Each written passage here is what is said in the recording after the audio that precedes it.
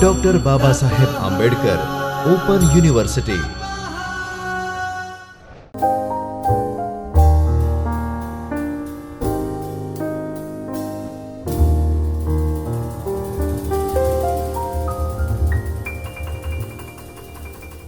Namaskar students, welcome to Dr. Babasaheb Ambedkar Open University's Video 8 lecture session. I, Dr. Nikita Gadani, Assistant Professor in Department of English, School of Humanities and Social Sciences at Dr. Babasaheb Ambedkar Open University. Today our topic for lecture, that is Paper 3, History of English Literature, and unit, that is Romantic Age, Major Writers and Literary Works. Yes, so components of our today's presentations are that today we'll be talking about the objectives, then we'll be talking about the introduction, then after that we'll be talking about the William Wordsworth and Samuel Coleridge, the major writers of the Romantic Age, then we'll be talking about the Edgar Allan Poe and P.B. Shelley. After that we'll be talking about the Robert Burns and John Keats. Then after we'll be talking about the Robert Southey and George Crabbe. Then we'll be talking about the George Gordon and Lord Byron and Sir Walter Scott. Then we'll be talking about the John Clare. Then we'll be summing up our today's session, and then we'll have exercises, and then after that we'll have suggested books and reading. So objectives of our today's presentations are that to introduce major writers of Romantic Age and familiarize the students with their life. Then we'll be talking about to enable to get detailed information about the literary works. Yes, you rightly caught that. In this unit we'll be talking about the writers of Romantic Age and their life and their major literary works and their contributions towards the literature. And then after we'll be talking about to critically evaluate the major literary works of that age. So yes, starting with this one by one, and first talking about that why romantic writers were so important. So Romanticism was a movement that dominated all the genres including literature, music, art and architecture in Europe and United States in the first half of the 19th century. It originated in the late 18th century as a reaction against the idea of order, calm, harmony, idealizations and rationality which marked classicism in general and late 18th century of neoclassicism in particular. So it was influenced by the German movement Sturm and Drang, that is Sturm and Drang, which focused on emotion as opposed to rationalism. So Romanticism laid emphasis on emotion and individualism as well as glorification of the past and the nature. So the movement was partly a reaction to the Industrial Revolution and the scientific rationalizations of nature. The best known English romantic poets include that Black Coleridge, Wordsworth, Keats, Byron, Shelley.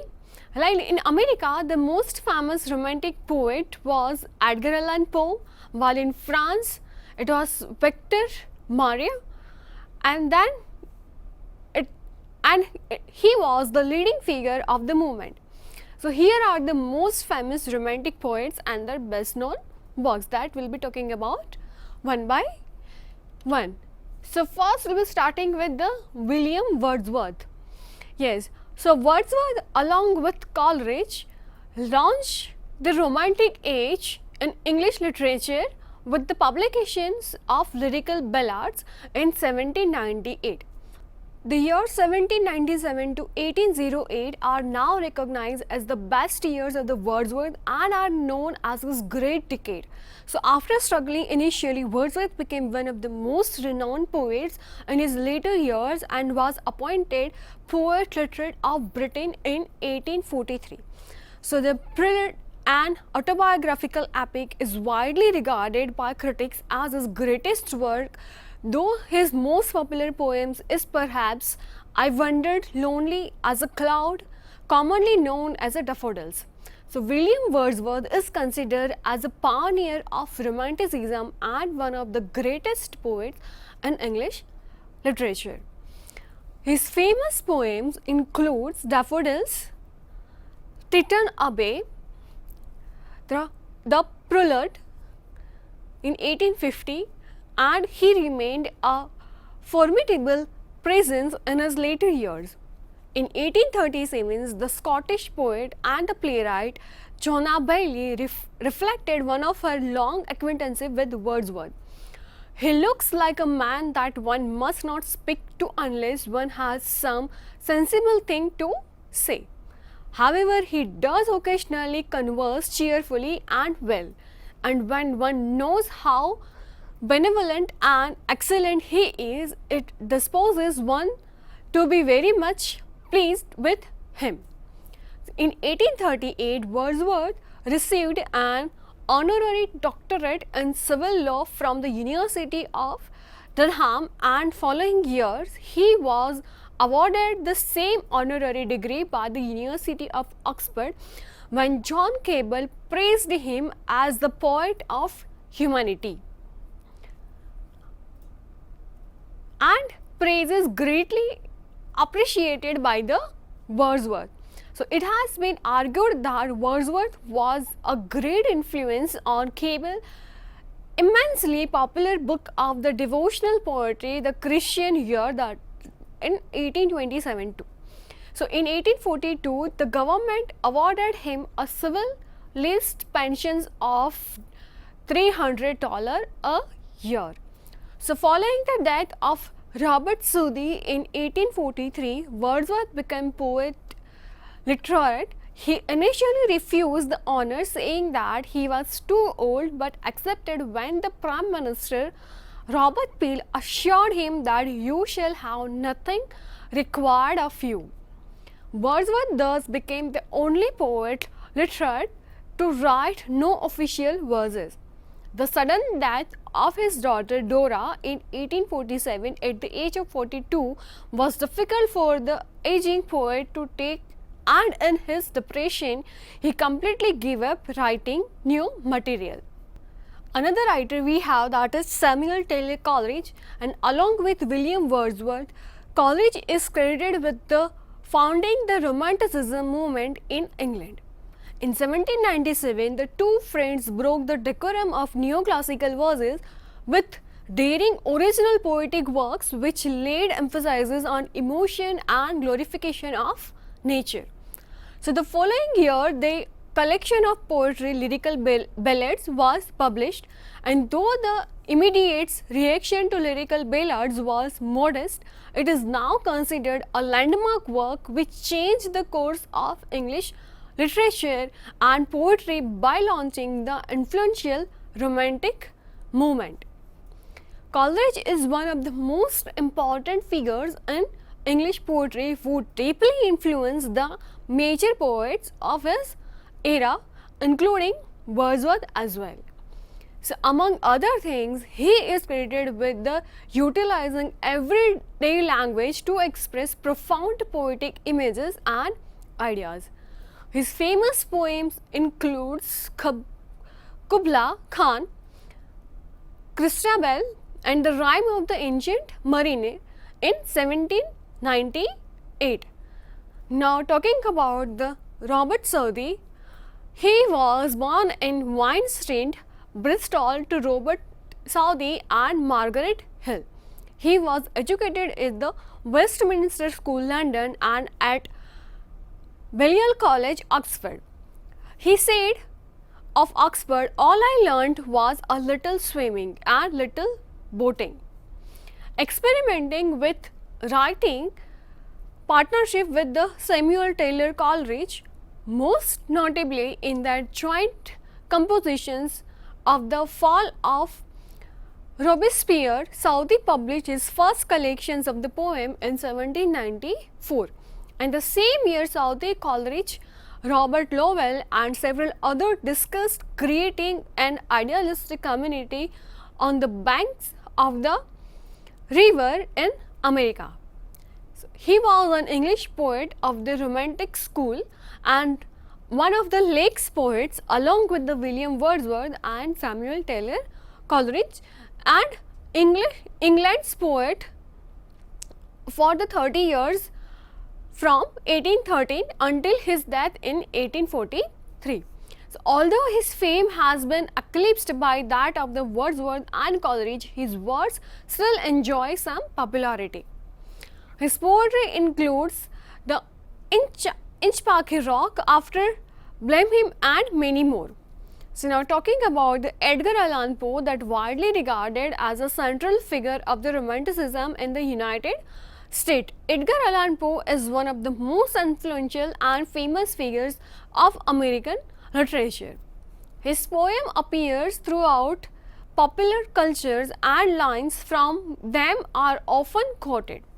Poe is celebrated as a supreme exponent of dark romanticism, as genre which focuses on human frailty, self-discretion, judgment, punishment, and the demonic, as well as the psychological effects of guilt and sin.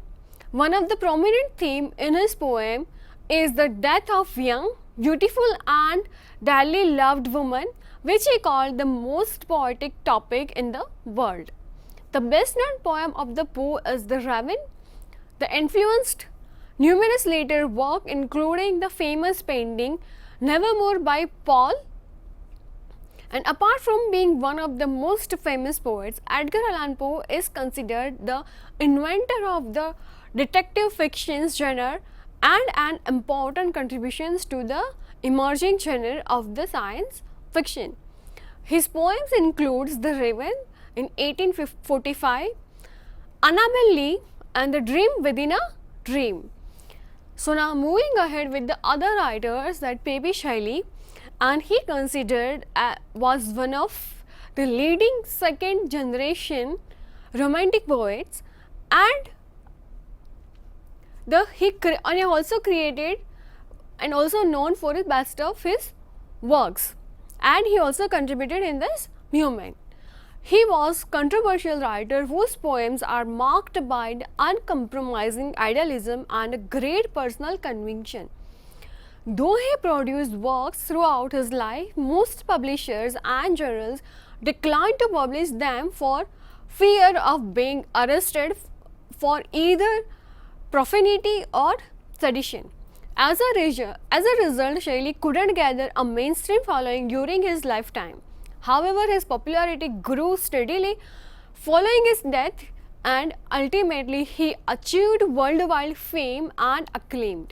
So, apart from being an idol for later generation of poets, he also exerted influence on such prominent figures as the German philosopher Karl Marx and the Indian freedom fighter Mahatma Gandhi. He is considered one of the greatest poets in the English language. His works includes Ozymandias, Ode to the West Wind, Prometheus, Unbound.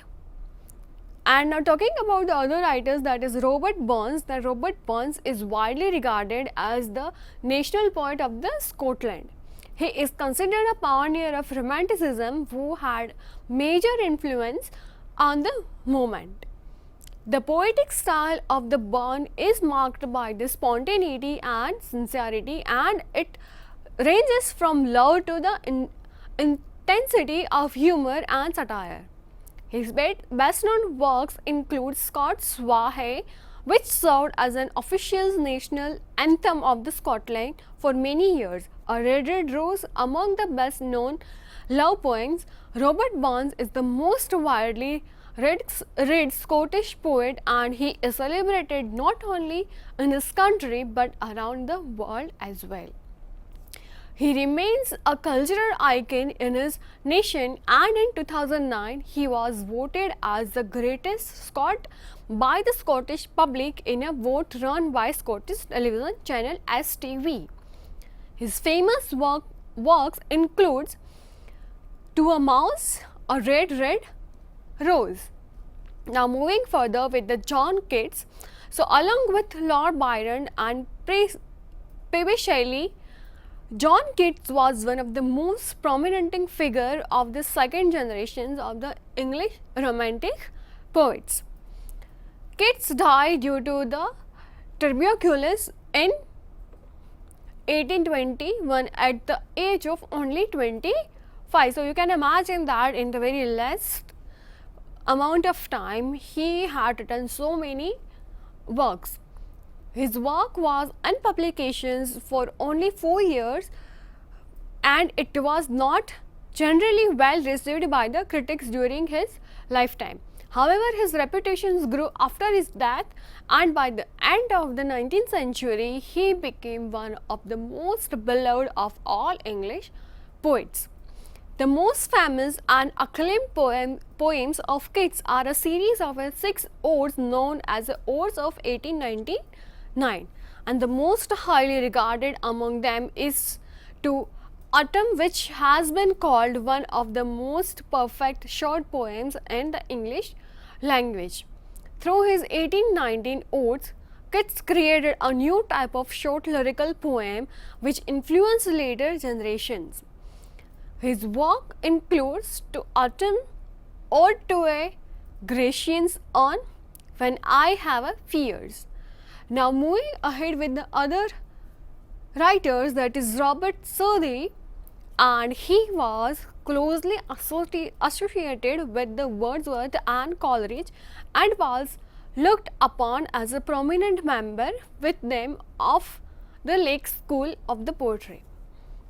His originality is best seen in his ballads and his 9 English eclogues, 3 of which were first published in the 1799 volume of his poems, with a prologue explaining that these words, sketches of contemporary life, bore no resemblance to any poem in our language. His Oriental narrative poems, Thalaba the Destroyer and The Curse of Kehama, were successful in their own time, but his fame is based on his prose work, The Life of Nelson, and his classical formulations of the children's tale, The Three Bears. Now moving further with the other writers, that is George Crabbe, and he wrote poetry of another kind. His sensibility, his values, much of his diction and his heroic couplet verse belong to the 18th century. He differs from the earlier Augustines, however, in his subject matters, concentrating on the realistic and sentimental accounts of the life of the poor and the middle class. He shows considerable narrative gifts in his collective of verse tales, in which he anticipates many short story techniques and great powers of description. His anti-pastoral The Village appeared in 1783, and after a long silence he returned to poetry with the Parish Register in 1807. The Borough, The Tale in Verse, and The Tales of the Hall, which gained him great popularity in the early 19th century. Now moving further with the George Gordon, and he differed from the Shelley and Keats in themes and manners. Was one of them is reflecting their shift toward Mediterranean topics, having thrown down the Gruntle in the early poems, English bards and the Scotch reviewers, in which he directed particular scorn at poets of the sensibility and declared his own elegances to the Milton, Dryden and Pope, and he developed a poetry of dash and flair, in many cases with a striking hero. His 2 longest poems, Childe Harold's Pilgrimage, that is 1812 to 18, and Don John, his masterpiece, provided alternative personae for himself and the one a bitter and melancholy exile among the heroic sides of Europe. The other of the Picaresque adventure, enjoying a series of amorous adventure.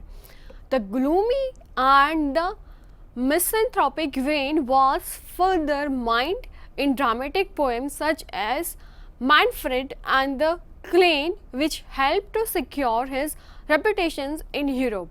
But he is now remembered best of his witty, ironic, and less significant writings such as Beppo, in which he first used the Ottawa rhyme form. The essay non-Clanton biting style developed there became a formidable deceive in Don John and his satire on Saudi, the vision of the judgment. Now talking about Sir Walter Scott, he was the English writer who can in the fullest sense be called a romantic novelist. And after a successful career as a poet, Scott switched to prose fictions in 1814, which the first of the Waverley novels. In the first phase of his work as a novelist, Scott wrote about the Scotland of the 17th and 18th centuries, charting the gradual transitions from the feudal era into the modern world in a series of vivid human dramas. Waverley in 1814, Guy Mannering, this 1815, Old Morality, Rob Roy, and The Heart of Midlothian are the masterpieces of this period. In a second phase, beginning with Illawarra in 1890s, Scott turned to stories set in medieval England, and finally with Quentin Durward in 1823 he added European settings to his historical reportage. And Scott combined a capacity for comic social observations with a romantic sense of landscape and an epic garden. So enlarging the scope of the novel in a ways that equip into the become of dominant literary form of the later 19th century. And now talking about the John Clare, a man of a humble background, achieved early success with poems descriptive of rural life and serenity. The Village Minstrel and the Shepherd's Calendar, both his reputations and his mental health collapsed in the late 1830s. He spent the later years of his life in an asylum in Northampton. The poetry he wrote there was rediscovered in the 20th century, and his natural simplicity and lucidity of diction, his intent observation, his almost classical poise, and the unamusing dignity of his attitude to life make him one of the most quietly moving of the English poets. So now summing up with this unit, what you have learned, that you have learned major writers of the Romantic age and their works. So now moving further with the questions and answers, or discuss any two of writers of Romantic age. So here we have discussed more than 8 to 10 writers. So amongst them you can talk about any two writers in this answer. Now major theme of the Romantic period, discuss. So what you need to do, that you need to discuss that what is the major theme of that period and why that was the thing, and why the title is given to this era, that is Romantic age. That you need to write in this answer. And after that you have a few short notes in front of you. For example, William Wordsworth. What you can do, you can start with your answer with introductions, and then you can talk about William Wordsworth's life, his education, his contribution towards literature, and apart from that you can also talk about his major contributions and his major works. Then you have a Samuel Coleridge. As we have discussed, you can talk about his writer's life, you can talk about his works, you can talk about his major works and why they were known as, his works known most acclaimed works, that you can write in your answer. Then we have Edgar Allan Poe. So same you can write down in your answer that you can start with the writer's life, then you can talk about his education, his early life, and then you can write his major works, and then you can talk about the writers. Then we have a PB Shelley, the same thing, you can write about the writer's life, you can write about early life of them, and you can also write about their educations and their contribution to literature. Then you have Robert Burns and John Keats. So these are the questions in front of you, and I hope that you have understood the topic. And then we have a references over here. So these are the list of references that you can read about, you can get the more knowledge by reading this, and also there are things available on online internet. You can also find out apart from this major writers, you can also get writers of romantic age, and you can read and you can expand your knowledge. And I hope that you have understood the topic, you have understood the writers and their works, and why they are known as the romantic writers, and what contributions they gave to this romantic movement, and why they are the first generations of the romantic writers, second generation of the romantic period, third generation of the romantic period. I hope that you understood the topic, you have understood the thing. And then lastly, thank you so much. Namaskar. See you soon in next session. Till then, goodbye. स्वाध्यायः परमः